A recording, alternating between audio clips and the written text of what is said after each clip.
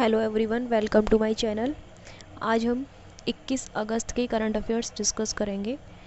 Okay, तो कुछ हद तक सारी चीज़ें इसमें नोट कर दी हैं, कुछ भी अलग से बताने की नीड नहीं होगी ताकि आप लोग भी अच्छे तरीके से उसको देख सको। क्योंकि जहाँ तक मुझे लगता है, क्योंकि जब मैं बताती हूँ तो आप लोग नहीं मतलब सुनने में आता है अच्छे तरीके से लोगों को, कुछ लोग सुनने में ज़्यादा इंटरेस्ट नहीं लेते हैं, तो मैं सब कुछ यहाँ पर नोट भी कर देती हूँ और मैं आपको उसको पढ़कर भी सुना दूँगी, जिससे दोनों काम हो जाएंगे। ओके, चलिए तो स्टार्ट करते हैं। फर्स्ट टॉपिक है, हाल ही में Tribes India on Wheels mobile van को किस मंत्रालय द्वारा शुरू किया गया है। ठीक है, तो वो जनजातीय कार्य मंत्रालय द्वारा इसको स्टार्ट किया गया है। ठीक है, तो चलिए जानते हैं क्या है इसका उद्देश्य। ये जो है केंद्रीय जनजातीय कार्य मंत्री ने वीडियो कॉन्फ्रेंसिंग के माध्यम से देश के 31 शहरों में Tribes India on Wheels mobile van को झंडी दिखा करके रवाना किया है। मोबाइल वैन के द्वारा ट्राइफेड जनजातीय लोगों द्वारा तैयार की, अभी बताऊंगी ट्राइफेड क्या है, ठीक है, आगे आएगा। ट्राइफेड जनजातीय लोगों द्वारा तैयार किए गए उत्पादों को देश के विभिन्न इलाकों में ग्राहकों तक सीधे पहुंचा रहा है। इसमें वे उत्पाद भी शामिल हैं जो लोगों की प्रतिरोधक क्षमता को बढ़ाते हैं। ठीक है, भारतीय जनजातीय सहकारी विपणन विकास परिसंघ, इसकी हिंदी में फुल फॉर्म यही है ट्राइफेड की। इंग्लिश में अगर इसकी फुल फॉर्म आप जानना चाहते हैं तो tribal cooperative marketing development federation of India limited, ठीक है, इसकी फुल फॉर्म है। इसकी स्थापना हुई थी 1987 में। ये जो है राष्ट्रीय स्तर का एक शीर्ष संगठन है जो कि जनजातीय कार्य के अधीन कार्य करता है। समझ रहे हैं आप, जनजातीय मंत्रालय के उसके अंडर में आके ये कार्य करता है और इसका जो हेडक्वार्टर है वो दिल्ली में है। ओके, और वैसे तो इसमें बता ही दिया है कि ये क्या कार्य करता है, आगे से और कुछ जानने की ज़रूरत नहीं है। लेकिन हाँ, फिर भी आप जानना चाहते हो तो जो ट्राइफेड है, जो भारतीय स्टॉक में निवेशक होते हैं, ठीक है, इसका जो सेकंड वर्क होता है वो यही मेन वर्क होता है कि भारतीय जो स्टॉक निवेशक होते हैं उनके फेवर में, उनके हित में एक बेटर प्रोटेक्शन किस तरीके से दिया जा सकता है, तो उसके लिए भी ये कार्य करता है। ओके, नेक्स्ट है, हाल ही में जारी स्वच्छ सर्वेक्षण 2020 में प्रथम पुरस्कार किस शहर को मिला है। वेरी इंपॉर्टेंट, चौथी बार इंदौर ने ही यह पुरस्कार हासिल किया है। ठीक है, और बाकी देख लेते हैं और किस किस को मिला है। आवास एवं शहरी विकास मामलों के मंत्रालय द्वारा आयोजित स्वच्छ महोत्सव में केंद्रीय मंत्री हरदीप सिंह पुरी द्वारा ये जो है पुरस्कार दिए गए हैं।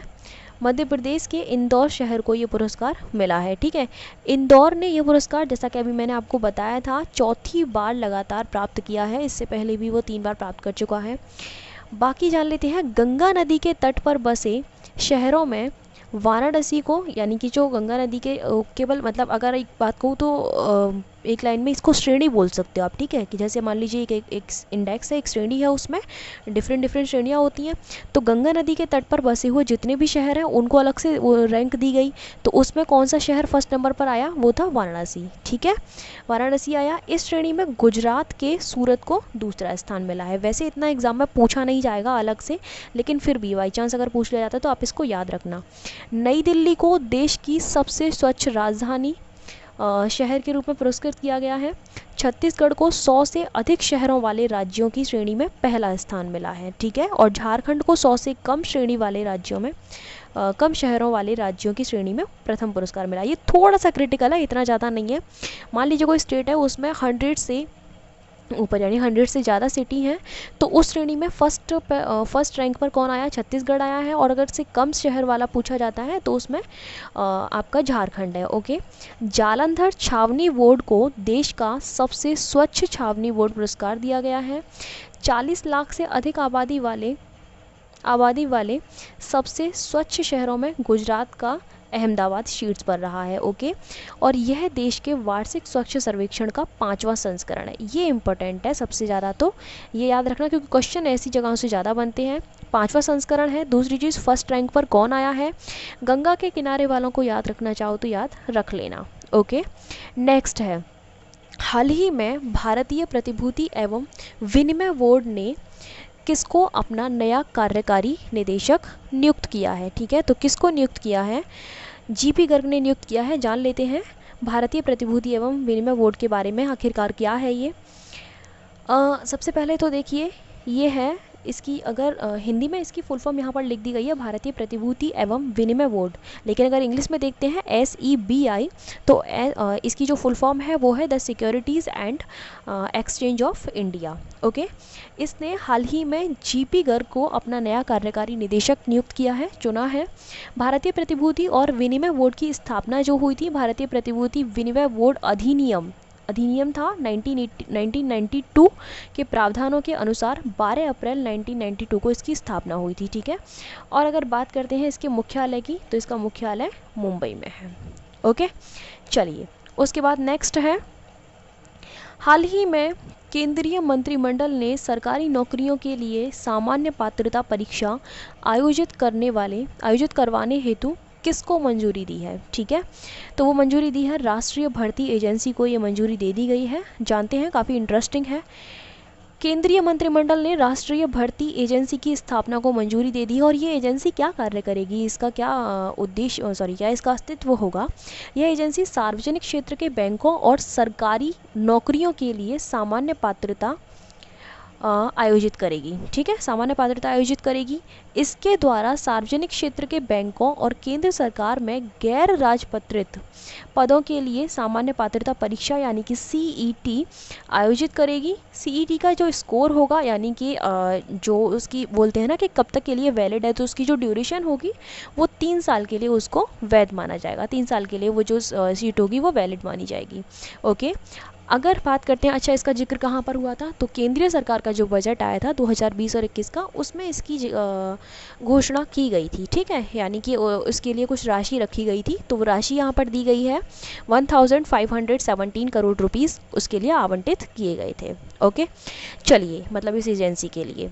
नेक्स्ट है आपका, हाल ही में संसद के अध्यक्षों के 5वें विश्व सम्मेलन का वर्चुअली आयोजन किसके द्वारा किया गया है, तो वो जिनेवा के अंतर संसदीय संघ द्वारा और ऑस्ट्रिया की संसद द्वारा, इन दोनों के द्वारा ये किया गया है। ओके, चलिए तो जान लेते हैं इसमें क्या है। संसद के अध्यक्षों के 5वें विश्व सम्मेलन का वर्चुअली आयोजन जिनेवा के अंतर संसदीय संघ और ऑस्ट्रिया की संसद के संयुक्त रूप से संयुक्त राष्ट्र की सहायता से किया गया है। अच्छा, ये सम्मेलन इसकी जो थीम है, जो विषय है, वो क्या है, किसके ऊपर ये आधारित होगा, तो वो है parliamentary leadership for more effective multilateralism. ठीक है, इसके विषय पर यह आधारित होगा। भारत की ओर से किसने इसमें हिस्सा लिया है, तो आपके जो लोकसभा अध्यक्ष हैं यानी कि ओम बिरला, उन्होंने इसमें हिस्सा लिया है। ओके, चलिए उसके बाद नेक्स्ट है, defence institute of advance technology ने हाल ही में कोविड-19 से निपटने हेतु किन 2 उत्पादों को लॉन्च किया है, तो वो 2 उत्पाद हैं आपके, पहला है पवित्रपति एंड सेकंड इज़ औषधा तारा। ठीक है, तो ये 2 उत्पाद आपके हैं, इसका मतलब आंसर आपका उपयुक्त दोनों हो जाएगा। क्या है ये उत्पाद, देखिए ये जो पवित्रपति है ये एक आयुर्वेदिक आधारित बायोडिग्रेडेबल फेस मास्क है, और जो औषधा तारा है वो एक एंटी माइक्रोबायल बॉडी सूट है। ठीक है, दोनों के बारे में आपको पता चल गया है। नेक्स्ट है, हाल ही में केंद्रीय मंत्रिमंडल ने 50 वर्ष की अवधि के लिए सार्वजनिक निजी भागीदारी यानी कि PPP मॉडल के तहत देश के किस हवाई अड्डे को लीज पर देने के प्रस्ताव को मंजूरी दी है, तो वो 3 हवाई अड्डे हैं जिनको लीज पर देने की मंजूरी दी गई है, जयपुर है, गुवाहाटी है, तिरुवनंतपुरम है। ओके, तो केंद्रीय मंत्रिमंडल ने इन तीनों को लीज पर देने वाला जो प्रस्ताव है उसको मंजूरी दे दी है। यह हवाई अड्डे अडानी एंटरप्राइजेज लिमिटेड को लीज पर दिए जाएंगे। किसको लीज पर दिए जाएंगे वो भी आपको बता दिया गया है। लीज की जो अवधि होगी वो 50 वर्ष की है, और अवधि पूरी होने के पश्चात हवाई अड्डों का संचालन, प्रबंधन और विकास का दायित्व पुनः मतलब इस तरीके से जो भी प्राधिकरण है, जो भी कमेटी है, उसके पास वापस आ जाएगा। कौन सी प्राधिकरण है? भारतीय विमानपत्तन प्राधिकरण। उसके पास फिर से वो जो भी प्रक्रिया है, जो भी प्रोसेस है, जो प्रेजेंट टाइम में है उसी के तरीके से स्टार्ट हो जाएगा। नेक्स्ट है, देश का पहला 3D वर्चुअल एक्सपो कहाँ पर आयोजित किया जा रहा है? तो उसका ऑर्गेनाइजेशन आपके यूपी में ही किया जा रहा है। उत्तर प्रदेश के MSME यानी कि सूक्ष्म एवं लघु एवं मध्यम उद्योग जो है, उनके जो मंत्री हैं सिद्धार्थ नाथ सिंह ने MSME और ODOP उत्पादों की वैश्विक ब्रांडिंग और बिक्री के लिए 3D वर्चुअल एक्सपो के इस आयोजन की घोषणा की है। फिक्की के साथ यह ऑनलाइन प्रदर्शनी लगाई जाएगी जिसमें MSME और ODOP से जुड़े कुल 150 उत्पाद शामिल किए जाएंगे। ठीक है, चलिए उसके बाद नेक्स्ट है आपका विश्व फोटोग्राफी दिवस कब मनाया जाता है? 19 अगस्त को मनाया जाता है। और एक और दिवस है जो कि 19 अगस्त को मनाया जाता है। कौन सा है? जिसके बारे में कल आपसे मैंने डिस्कस किया था, वो है आपका मानवता दिवस। ओके, मानवता दिवस मनाया जाता है। और मैं आपको इतना भी याद दिला देती हूँ कि वो 2009 से उसको सेलिब्रेट करना स्टार्ट किया गया है। ओके, चलिए दूसरा आप ये याद रखना, फोटोग्राफी दिवस। नेक्स्ट है आपका, हाल ही में किस राज्य ने MSME एक्ट 2020 को मंजूरी दे दी है? तो वो आपका यूपी है। ठीक है, जो ऊपर वाली न्यूज़ है उसी से रिलेटेड है ये। ओके, उत्तर प्रदेश में लघु व मध्यम दर्जे के उद्योगों को बढ़ावा देने के लिए सरकार ने MSME एक्ट 2020 को मंजूरी दे दी है। इसके तहत लघु एवं मध्यम दर्जे के उद्योगों की शुरुआत के लिए आवेदन देने के 72 घंटे के अंदर हरी झंडी दे दी जाएगी। इस एक्ट के तहत उद्योग स्थापित करने के लिए पहली अनुमति के बाद उद्यमी के पास 1000 दिन का समय होगा, जिसके अंदर उसे बाकी आवश्यक क्लियरेंस लेने पड़ेंगे। ओके, तो चलिए आज के लिए सिर्फ इतना ही है। Thank you so much. अगर किसी को PDF की नीड है तो वो इस नंबर पर व्हाट्सएप करके जानकारी ले सकते हैं। बाकी के करंट अफेयर्स आप प्लेलिस्ट में जाके चेक कर सकते हो, वहाँ पर आपको सीक्वेंस से सारे करंट अफेयर्स मिल जाएंगे। ओके, चलिए thank you so much for watching my video.